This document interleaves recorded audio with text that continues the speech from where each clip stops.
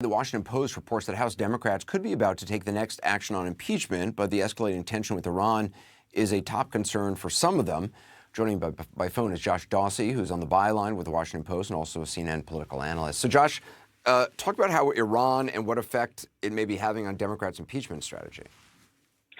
Well, the now current idea is to possibly put these forward next week. There's some concern among some Democrats that with all of the concern over national security, all of the talk about, potential entanglement with Iran, with the strikes last night, with the potential for retaliation, that Democrats want to move ahead and put these articles forward next week.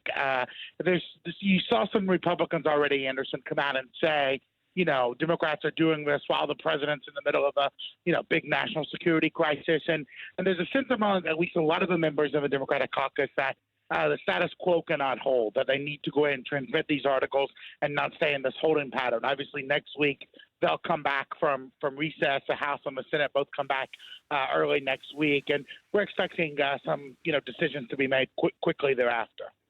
You're also reporting that congressional Republicans, or some congressional Republicans, are enjoying what they think are bad optics for Democrats in all this. Right.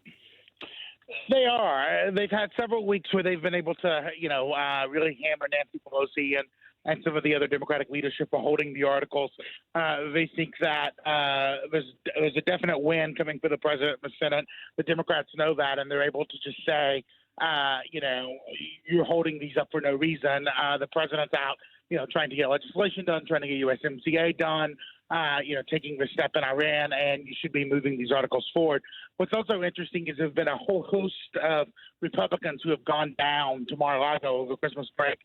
Lindsey Graham, the president's talked to Mitch McConnell, who are convincing him you really don't need witnesses. We've seen the president tweet publicly, he wants Adam Schiff to testify, he wants Hunter Biden to testify, and a lot of these Republicans are trying to warm him to the idea of having a trial with no witnesses. Lindsey Graham told me on the phone yesterday that they're not going to be calling Hunter Biden. They're not going to be calling any of these witnesses. And the president seems increasingly okay with letting the Senate do it their own way.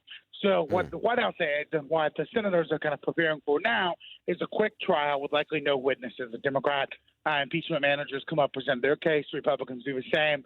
And it's a proceeding that does not last particularly long.